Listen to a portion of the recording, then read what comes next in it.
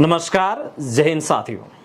जहां एक तरफ सरकार संसद में नई सैन्य भर्ती योजना अग्निपथ योजना को लेके किसी भी प्रकार की चर्चा को लेके असमंजस की स्थिति में है, ठीक वैसे ही सरकार के सामने जब सांसद पुरानी भर्ती प्रक्रिया बोले तो आर्मी एग्जाम, एयरफोर्स एनरोलमेंट या रिजल्ट के मुद्दों को लेकर जब सरकार से सवाल करते हैं तो सरकार वहां भी असमंजस की स्थिति पैदा कर देती है।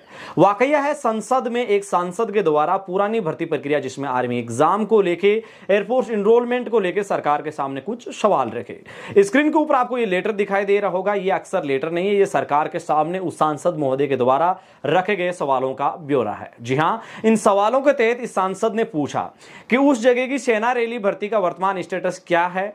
अगर सेना रैली भर्ती कोविड महामारी के कारण रद्द कर दी गई है तो वर्तमान स्थिति क्या है।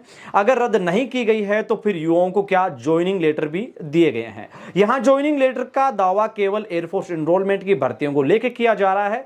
ठीक वैसे ही आर्मी एग्जाम से जुड़ा हुआ सीधा सा कोविड-19 की दौरान भर्ती के द्वारा भी किया जा रहा है।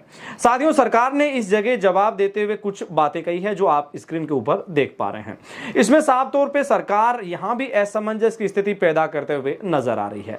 वो कैसे? क्योंकि सरकार को अगर एग्जाम, जब भारतीय सेना कह रही है कि आपका आर्मी एग्जाम रद्द कर दिया गया है, जिसको लेकर नोटिस भी जारी कर दिए हैं, तो फिर सरकार यहां साफ तौर पर क्यों नहीं लिख रही कि आपका आर्मी एग्जाम है वो रद्द कर दिया है। चाहे संसद में सरकार की बात करें या फिर इन भर्तियों से जुड़े हुए रिक्रूटमेंट के उन अधिकारियों की बात करें, किसी भी अधिकारी के द्वारा या सरकार की ओर से अभी तक लिखित तौर के ऊपर एयरफोर्स एनरोलमेंट को लेकर सही तरीके की स्थिति नहीं बताई जा रही है। और यहां तक कि एयरफोर्स के अधिकारी तो अभी भी इस बात का दावा कर रहे हैं कि आप सीएसबी की ऑफिशियल वेबसाइट के ऊपर जाइए, चयन प्रक्रिया जो वायु सैनिकों की होती है उसकी ऑफिशियल वेबसाइट पे जाइए। अब उनको यह पता नहीं है कि उस वेबसाइट के ऊपर उस भर्ती प्रक्रिया से जुड़े हुए सभी डेटा है वो हटा लिए गए हैं या वो वेबसाइट ही क्लियर कर दी गई है। युवा इस बात को जरूर समझ रहे हैं, लेकिन जैसे ये युवा सरकार या फिर इन अधिकारियों के सामने सवाल दागते हैं तो उन सवालों के सामने, चाहे बात सरकार की करें या फिर उन अधिकारियों की, उनके जवाब है वो भिगी बिल्ली की तरह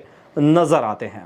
अब युवा इस बात में ये ज्यादा तलाश रहे हैं कि सरकार आखिरकार किस कारण के चलते अभी भी लिखित तौर के ऊपर सही तरीके से जवाब नहीं दे पा रही है। युवाओं को भ्रम की स्थिति में 2 साल से रखा और यहां भी भ्रम की स्थिति नजर में आ रही है। साथियों, ये बात हमने जब कानून के जानकारों से शेयर की कि क्या सरकार लिखित में ये देने से क्यों हिचकिचा रही है, तो सरकार के इन तमाम उन जवाबों के ऊपर उन कानून के जानकारों का कहना है कि ये युवाओं के लिए पॉजिटिव पॉइंट है, क्योंकि सरकार हो सकता है इस बात की स्थिति में हो कि कोर्ट में हमें पहले जवाब पेश करना है और उसके पश्चात ही हम एक तरीके से सही तरीके की स्थिति क्लियर करेंगे। वहीं दूसरी ओर युवा इस बात को मान रहे हैं कि सरकार ने हमेशा हमें भ्रम की स्थिति में बनाए रखा और उसी भ्रम की स्थिति को बनाए रखने के लिए, हमें निरंतर कमजोर करने के लिए अभी भी वही की वही कड़ी या वही के वही हथकंडे सरकार इस्तेमाल कर रही है।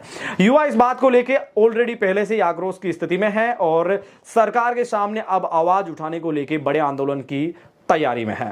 साथ साथ सरकार के सांसद इस कदर सवाल उठा रहे हैं, उससे ये लग रहा है कि सरकार भी अब कहीं ना कहीं सख्ते में है, क्योंकि सरकार एक तरफ अग्निपथ योजना को लेकर किसी भी प्रकार की चर्चा के ऊपर हामी नहीं भर रही है, वहीं दूसरी ओर इन सांसदों के सवालों के जवाब भी सही नहीं दे रही है। आप इस बारे में क्या राय रखते हैं, हमें जरूर कमेंट सेक्शन, इंस्टाग्राम हैंडल या मेल के माध्यम से जरूर भेजिएगा, क्योंकि आपके सुझावों को हम हमेशा सैन्य मामलों के जानकारों के साथ साझा करते हैं और वहां से मिली जानकारी आप तक वापस पहुंचाने का प्रयास करते हैं। आप देख रहे थे एडी आर्मी पॉइंट। फिलहाल के लिए दीजिए इजाजत अपने मेजबान धनेश को।